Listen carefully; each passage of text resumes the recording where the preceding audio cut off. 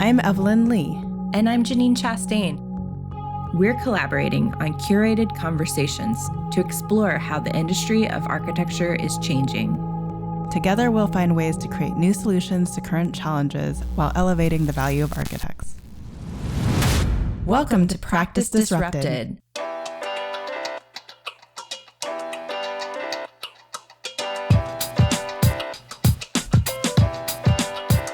Hello, listeners. Hello, Janine.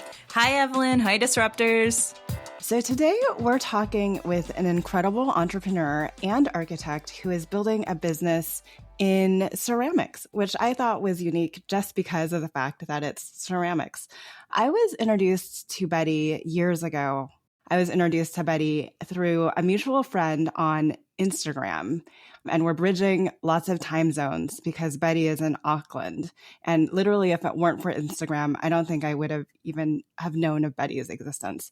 But I was so inspired by not only the work she was doing outside of architecture and the fact that she was doing this while working at an architecture firm. I think she has a shared mind relative to practice and where the practice needs to head in the future.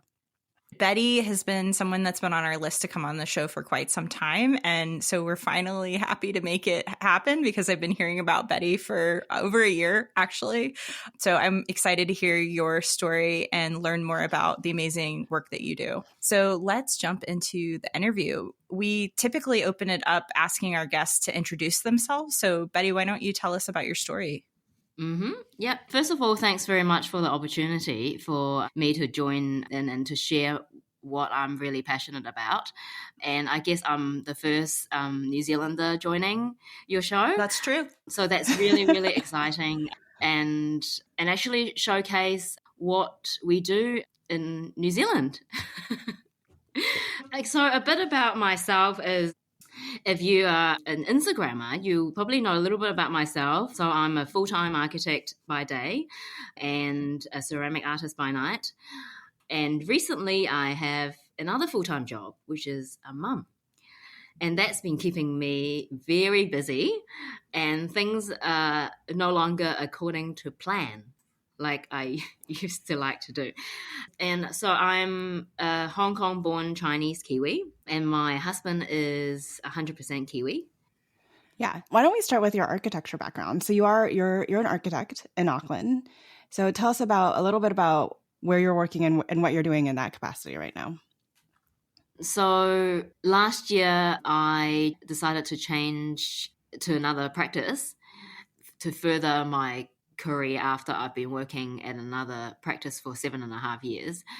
And I was in maternity leave for about 5 months. And that made me think about, what do I want to do next?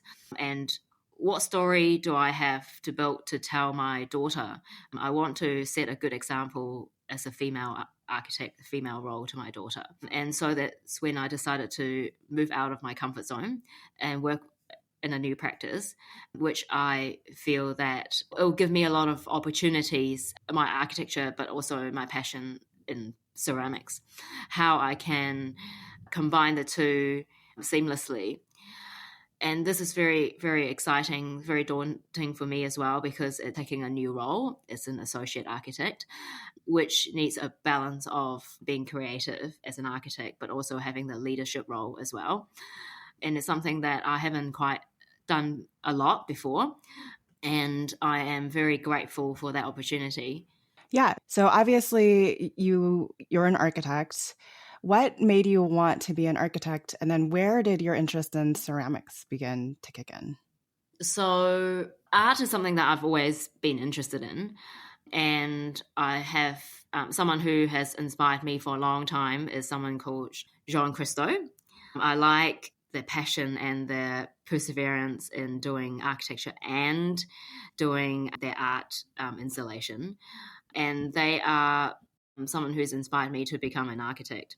So I was always interested in art, and when I was young, I remember my mum gave me a piece of dough, and it's something that I always remember, that I want to mold something with my own hands.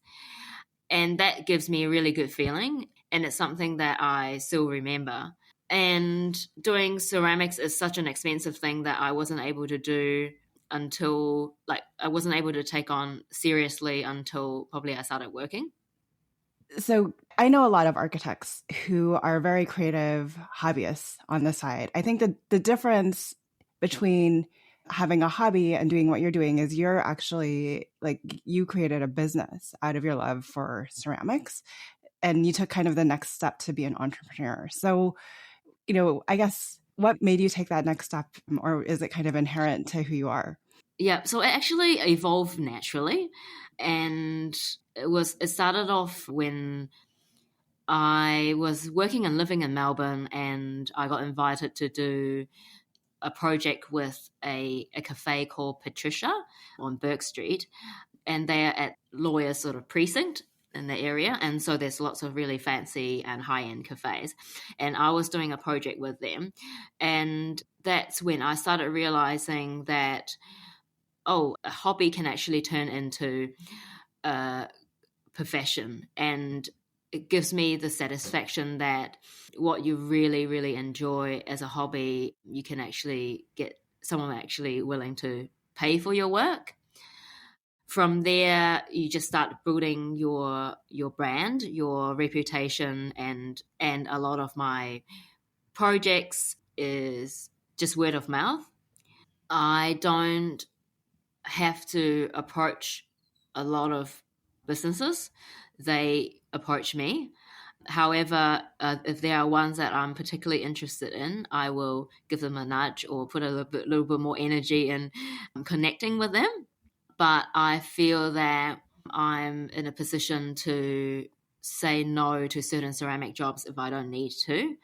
And yeah, eventually the business just grew naturally. And at one stage, I remember I took some time off and did some ceramic works for a commission full time. And I was in my studio by myself producing the work. And I drafted out a calendar, like how many pieces would I produce each day. And I was just on this production line. And I learned from that experience, I learned that it's not something that I really wanted to do every single day, tuning out the same thing again and again and again. I thought there's got to be a smarter way of doing it. And at the same time, I'm still really interested in architecture. So how can I pursue both? There's got to be a smarter way of doing it. So why don't I focus on the design work and actually outsource or collaborate and give people the opportunity to work with you, and let people who are good at doing what they do that work for you. And so then that's when I thought, okay, I can outsource or collaborate while I'm in my office doing my architecture, and just touch base with them, how you're going, on a weekly basis. So the business grew, and I end up starting to take over 1,000 pieces of work, which is like I no longer can do everything with my own hands. And how I set up my business is that I have different lines of works. So one is mass production, so it's a lot more accessible because ceramic is such an expensive thing, but you still have to pass on the cost to people. Otherwise, you can't survive. That's the same with architecture, right? Yeah. And exactly, you're right. And that actually makes me learn a lot about architecture as well, about how an architecture business can actually survive. So one line is mass production, accessible. So because people want a piece of Betty Chung ceramics work, they might not be able to afford it. And they might want a piece of your work that they can first afford and then slowly build up their collection. So first get them interested in your work, get them have confidence in your work, then they will spend the money and invest in your work. And then the other lines, gallery works, which promote the value of your work. And they are pieces that are art, not functional pieces, because there's a different price point for functional pieces and artworks. And then I also do markets as well, which people can actually see my face and see who I am. And there are people that have been following me on Instagram for years, and they come and say hi, and suddenly you put your personal touch to your work, and that's really, really, really important. And also doing markets is a very good way to test the market, to actually see what people are interested in. So in addition to, these different service lines that you've developed, it sounds like you also run workshops as an additional pathway to connect back to the community. Yes. Tell us more about that. Yeah, absolutely. So every month I run workshops in my studio, and that's a way that I like to connect with the community. And I do one-day workshops, mostly focusing on hand building projects. And you have all sorts of different type of people that want to do ceramics. You have people coming from the finance profession, accountants, physiotherapists, artists, some architects as well. And it's such a nice way of connecting and actually taking what you're passionate about to the next level, because it's something that you really enjoy, but actually being able to actually share what you really love with people, and you get to spend the whole day with them, and that's quite beautiful. Yeah, that sounds like a really powerful experience, getting to share something that you love back with people in your community who are probably looking for their pathway into that as a hobby or just even escape. What has come out of, facilitating those workshops for you? I think is when you teach something to someone, you actually realize that you learn something from someone as well. And it's almost like an equilibrium. I think that's really, really cool. Also building up friendships as well. And some of the students that I am still actually connect with from maybe 3 years ago, and they just become friends. And then they end up helping me with something else. I think that's really a cool way of connecting with different people from different backgrounds. So as I'm listening to you tell your story, I'm like, of course, on Instagram over here looking for your handle. So I found it, Betty Chung _ceramics, and looking at this body of work. I mean, first of all, it's beautiful, and there's a ton of really great pieces in here, and all kinds of what you're describing, from art to looks like the mass produced work and the events that you're going to, the community. I guess my question is, with having this dual identity as someone who practices architecture during the day and then has created such a tremendous amount of work in your after hours, what is it about ceramics that really keeps you excited about it? And what is it about architecture that also keeps you invested in that as well? Oh, I think so. So I'm interested in both, and I had in the past, for architecture, I've done a lot of design work, but as well as being a site architect, quite a hands-on person. And doing site works really gives me that satisfaction, seeing the final outcome. However, what didn't give me the satisfaction is that you don't have the 100% control of the final piece. There's a lot of factors that you don't have the control. Someone, a builder's building your work, and it's not by your own hands. Whereas with ceramics, there's less factors that can change the variance of the final piece of work. You are able to control a little bit better with your own hands, and the scale is a lot smaller. Yeah, to me, I think architecture and pottery are almost as important as each other for me. That's really interesting because, we talk to a lot of people that get frustrated with architecture and then they leave, but you're actually someone who's holding on to both of these parts of your identity and doing it sounds like really well. I was also wondering if you could clarify for our audience. You said you're a designer. You're in a design role in your firm. Is that correct? Yes. I am a designer. I'm an associate architect. So I do design work as well as having that leadership role, running the team. And what kinds of projects do you work on? So I work for a Smith Group. So they do a lot of community focused projects, which gives me a lot of satisfaction. I am quite new to the practice. I've only been there for about 5 months at the moment. So I'm very looking forward to being more and more embedded into their projects and their system. Betty, we'd love to hear more about the firm that you're working with. Can you tell us who they are and what's important to them as a design firm? Yeah, I'd love to share about Isthmus Group, who is the practice that I've recently joined. I'm very proud to be part of the practice. So this practice is not a traditional architectural practice. It's originally landscape architecture practice.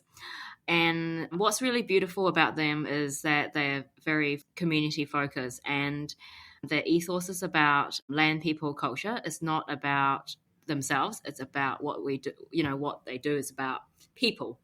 And that really touched me. And that relates to something that I just talked to you about earlier, about what and who inspired me was Jean Christo. And when, as the husband and wife team, when they execute their projects, when they take the plane to a site, they decide to take a separate flight. It's because just in case if there's a plane crash, if one person dies, the other person can continue the work. And I find that very beautiful.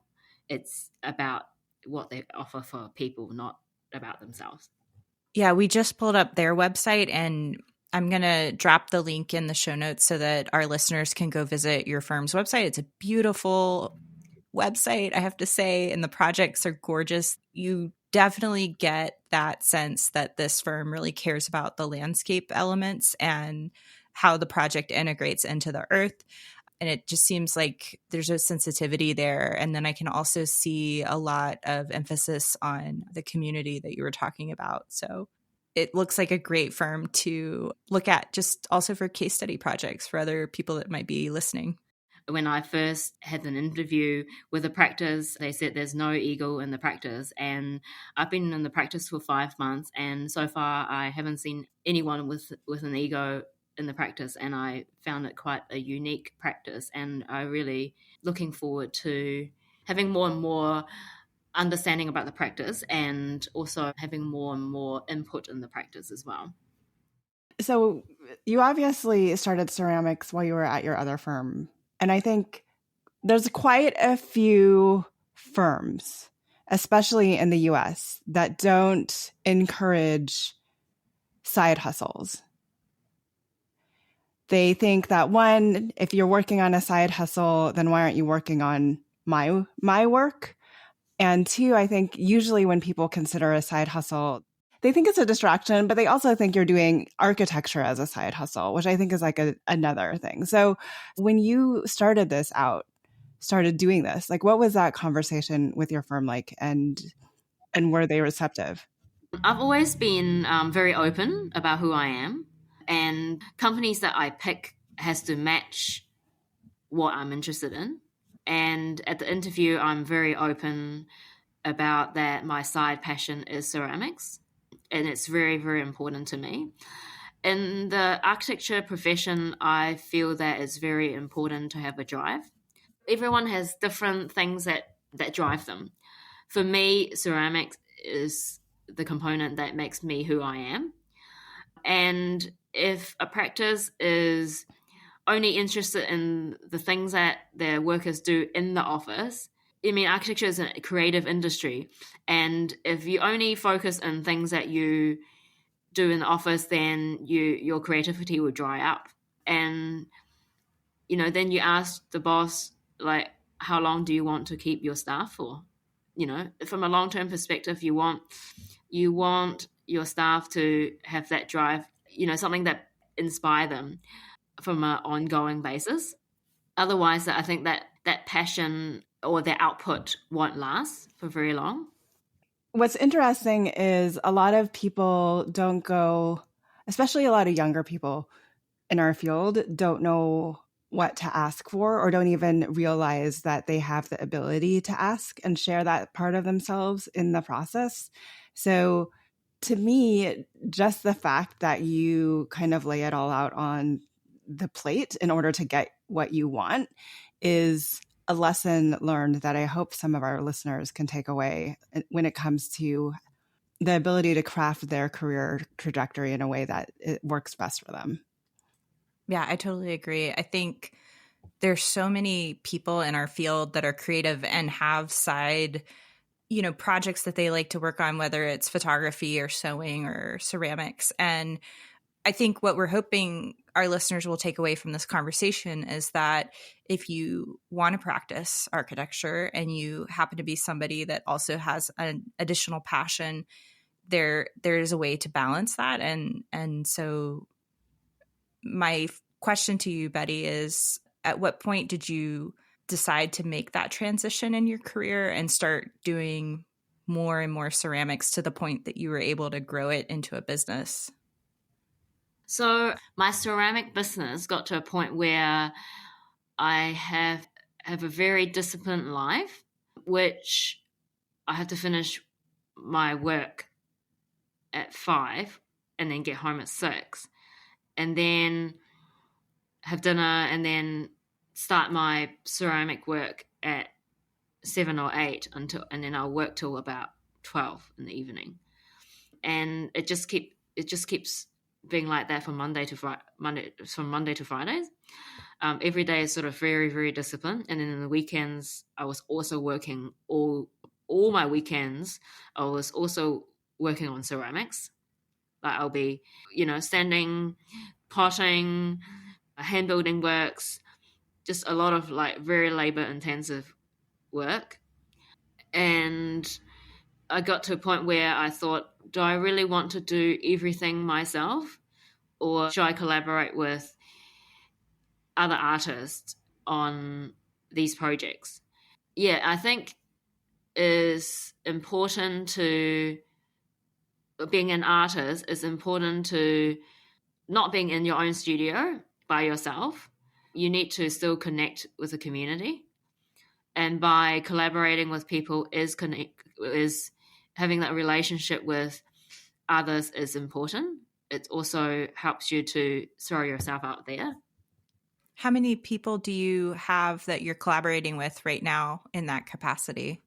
I have one company that I work closely with locally, and then I have 2 other people, individual artists that I come into my studio and help me out with my projects. And I'm assuming that collaboration has allowed you to probably expand your volume of what you're producing and maybe even your client base. Yeah, absolutely. And so that I can focus on design work. So do you still find yourself coming home after work and carving out that time for yourself in the evening to spend thinking about ceramics and the design of each piece that you're making? Now that I have a daughter, things has changed a bit. Previously, my pottery and my ceramics are going in parallel, 2 professions going simultaneously. Now that I have another element, I am in the process of resetting and reprioritizing my parameters and trying to understand what do I want to achieve. Well, I think you're not the only person who has had a shift in priorities after motherhood. I struggled for quite some time to figure out what that identity is between being a mother and growing a career and being relatively active in the AIA, and I tried to silo them for a long time. And I think what I found, and maybe this will be helpful to you figuring out what your next steps are and what your hopes are, is that really I just, similar to how you've brought ceramics and architecture together, like this motherhood is a part of you, and to continue to show up as your whole self going forward. And yeah, it'll continue to evolve, I'm sure, as my children change and grow through their life stages, what that looks like. But I'd love to get a little bit deeper, Betty, on how motherhood, because at one point earlier on the podcast, you said, doing ceramics was you have to be really diligent with your time. And for those of us who are parents, we know that we are no longer in control of our time. not nearly as much when we have children. So how has motherhood changed things for you? What are the biggest things that motherhood has changed about how you approach your firm work and your work in ceramics? I think time is a difficult one for me at the moment. What has changed me is now that I'm no longer working for 5 days, I'm working for 4 days. And yeah, I'm trying to achieve 3 things at the moment: pottery, architecture, and looking after my baby. And I think that, well, I used to say to someone, if you love something, you can always have time for it. And if you don't have time, which means you don't love it enough. And that's when I was doing pottery and architecture at the same time. Now I'm trying to reprioritize, to trying to understand myself and trying to understand what are the most important things to me. How do I achieve these 3 things? There's only so much time you've got, on a daily basis. Something's got to give. What's the thing that is going to give? It's something that I need to work out at the moment. Sorry, I used to work for 5 days. Yep. Now I'm working for 4 days. And one extra day, my Friday, is the time that I spend with my daughter. And that's family time. And yeah, and at the same time, trying to work for 4 days, I think is, once you become a mother, you become a bit more efficient, and you reprioritize and understand what's more, what's less important, and what you used to maybe worry about or fuss about. It's not that you realize that it's not that important anymore. In hearing you say that, Betty, it's funny because I'm just like, what is on my plate right now that I'm probably prioritizing higher than I need to be? That if I had like other things, that if I were in newborn mode again, I would have like knocked off just out of pure necessity. I do think, though, Betty, that as you're going through your own exploration, what I've learned through having kids is this idea of phases, right?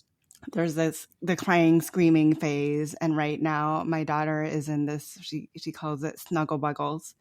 She's in this snuggle buggle phase. And the screaming phases you want to get through really quickly, like the sleep training and the teething and the young. But like, I don't want the snuggle buggle phase to end. And if I apply that to kind of like, at the same degree, I think it's okay to let go of pieces of your work at certain points in your life and just know that it's a phase.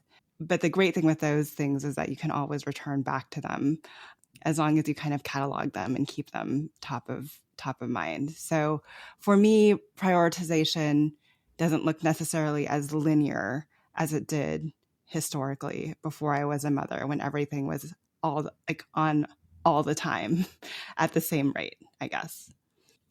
Betty, when we were first talking, I think you also had some very interesting things to say about kind of the freedom that's allowed you to do this, but also where architecture needs to head as an industry. And I think we've talked a little bit about that, like, right, that by doing this, you've gotten a lot more creative freedom. And I think you're unique because you consistently ask for what you need out of your employer. Is there anything else that you think, or any things that you see in firms, or that you could encourage younger architects to kind of take on to change the industry for the better? I think that being an employee and employer relationship, I think, is a two-way street. I think that don't be afraid being an employee. Just because you're an employee, it doesn't mean that you can't ask for what you want. I think from my experience and from my perspective, is finding the right firm that suits you. And it's really, really, really important, because you want to wake up every day feeling energized and feeling happy to be part of that team. And For me, I think I'm quite fortunate that I have found the right practice for myself, and I'm not the only person that has got a side passion. There's a lot of people from our practice that have side passion, such as an amazing painter who exhibits his work on an annual basis. We've got musician who are an opera singer. And I guess I'm very fortunate to have found this practice that really people really appreciate who you are. And I think that as an artist, as an architect, you need to value your own work. You need to be proud of who you are and actually not be afraid to show it off. And if the practice is not appreciating who you are, then maybe the practice is not right for you. It sounds like you've found a really good fit with the culture of the firm that you've just joined. And so I was wondering, are there other things that they're doing that you're really excited about that you'd recommend to other firms about ways that they can evolve the way that they're thinking or the way that they're running their studio that would be beneficial for employees? 100%. I think that the employees needs to respect their employees, needs to appreciate like who they are, and if they have any side passion, actually welcome it, not against it, and actually celebrate it, maybe on a regular basis. If someone likes live drawing, celebrate it, and if it's someone likes painting, celebrate it. If someone likes ceramics, celebrate it, bring it into the practice. Using it as a design tool, and regularly celebrate it is important, because otherwise people forget. People get busy and then people go back to their old habits. I think that every practice should have some sort of cultural policies in place, that people follow. I think it's just so important. Yeah, I'd love to talk about how the firm is more aptly taking your ceramics and creating partnerships out of it. Okay, so this is actually the first time we're doing it for the practice, is doing a demonstration using digital 3D modeling versus manual ceramic modeling, and actually taking people outside of the comfort zone, getting their hands dirty doing ceramics, and using clay to implement different design options quickly. Actually, I'm actually learning more about it, because it's a collaboration with my colleague. So it's going to be a few minutes exercise trying to model things in 3D, and then another exercise trying to model similar things in ceramics, to see how people utilize these tools as a design tool, mm-hmm. and how people react and perform with these mediums. So I'm of the generation, like I really still appreciate the tactile, even though I would say that I'm Generation X, but I would say I tend to be an early adopter. So I love the opportunity to take these very tactile things, these things that you hold in your hand, and also kind of draw comparisons between the computer capabilities. And I'd be interested to see kind of what the bringing those two together, especially on the ceramic side, yields in the end. So you'll have to share either on social or share some of the outputs of the workshop with us. Are multiple people going to be making ceramics, or is it you? Like, are you modeling it? I'm going to demonstrate the constraints of clay. So, for example, someone could be making a form like a letter A sort of form in digital, like on Rhino or something. And then I'll be demonstrating how to make an A with ceramics, and how people would react with this clay. Will they feel, intimidated with the clay, with the hands, getting their hands dirty? And will that actually evolve to something else? Yeah. Completely different. Oh, man. So much room for creativity in that process. Yeah. I was literally talking to a practitioner earlier this week that was like looking at how we begin to bridge generations. So I feel like this is an exercise that a lot of firms could do between kind of the older generation and the younger generation, the digital natives, and these individuals who were in school when everything was drawn by hand.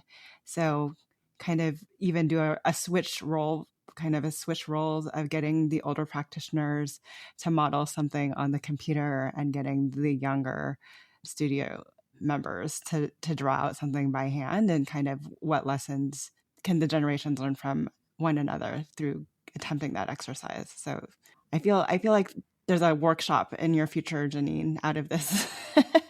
Oh my gosh, totally. Like, it reminds me when I was in AutoCAD class in high school, we had a teacher who would make us do wall sections, or I think it was wall sections. I can't even remember at this point. It was something like that. Like, but he would time us, and we would get a certain amount of time to draw it from scratch without looking at anything. And then we would have to print it at the end of the time. And then he would lay them out all next to each other and order them like best to worst because we would compete in these like drafting, I don't know, competitions in our high school region.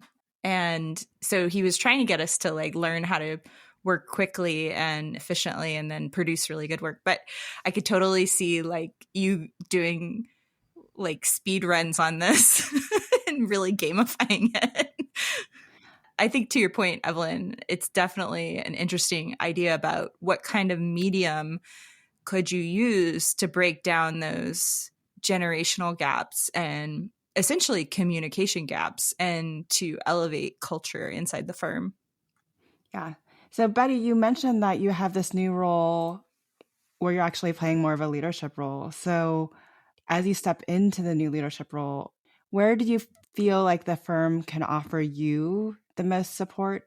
And what do you hope to bring to the table kind of as a new leader for those individuals you'll be managing? A female architect is not an easy journey, and I want to set a good female role model to the rest of the practice.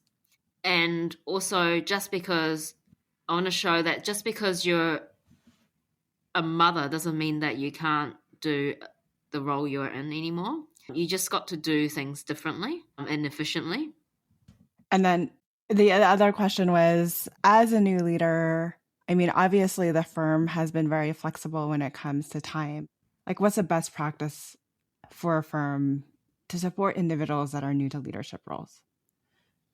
I think to be as flexible as possible, especially after COVID, a lot of practices now work differently. I'm not sure about much US, but everyone can pretty much work from home now and just have your laptop and you can just work anywhere, whenever you want. I think as long as you have your work done and actually having trust in your workers as well, I think is really important. It's no longer the culture where, 9 to 5, you have to be in the studio and being watched. It's not the same anymore. I think the practice is important that the practice understands. Yeah, I mean, just being flexible and, we might not be in, I think being a mother, recently I've learned that, well, your daughter gets sick and, what are you going to do? You've got to work from home. And, if the culture was like back then, you have to take a sick leave. How many sick leaves do you have? I think it's important that the practice understands that sometimes you might be working from home or you might not be working in certain hours, but you might be able to work later, to still have the same amount of output. I think that this conversation has been interesting, not only just to hear your story about your passion for ceramics and architecture, but to, really, I want to say thank you for being willing to talk about your experience as a mother, a new mother. I think a lot of our listeners will really appreciate that. And I just wanted to, before we close, bring it back to your art and wanted to ask you, if people are interested in supporting you as an artist, if they want to see your ceramics and maybe even if they want to buy it, where can they go to do that? And do you ship to the US? Anything is doable. The best way to contact me is on Instagram, or check me out on www.bettychung.com. I do have something that I want to add. Like, don't be afraid to ask for help, and don't be afraid to be open about things.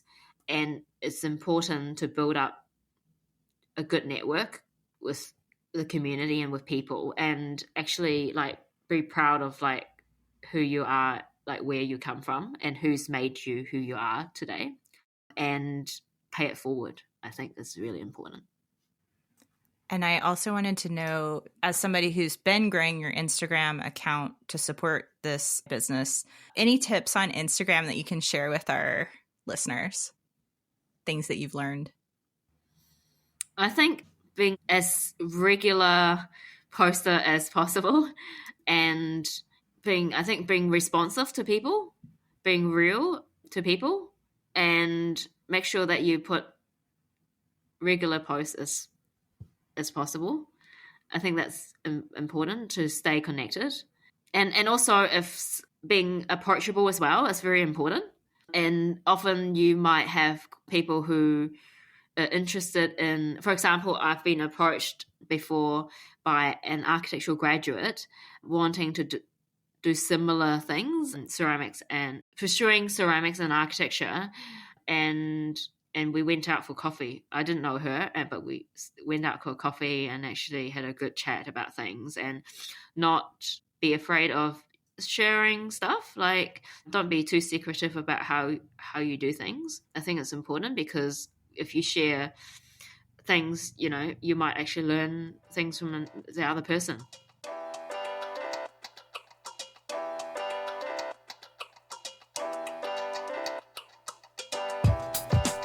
Hi, Disruptors! If you like the content from today's show, you can find all of our past episodes over on practiceofarchitecture.com/podcast. Be a part of the conversation by joining us, our speakers, and others in the community at practiceofarchitecture.com/community. Our social media handle is Practice of Arch. That's Practice of ARCH. We'd love to hear from you, so feel free to drop us a DM and say hello. Thank you for joining us on Practice Disrupted, a podcast by the Practice of Architecture. Tune in next week for a new conversation on change in the profession.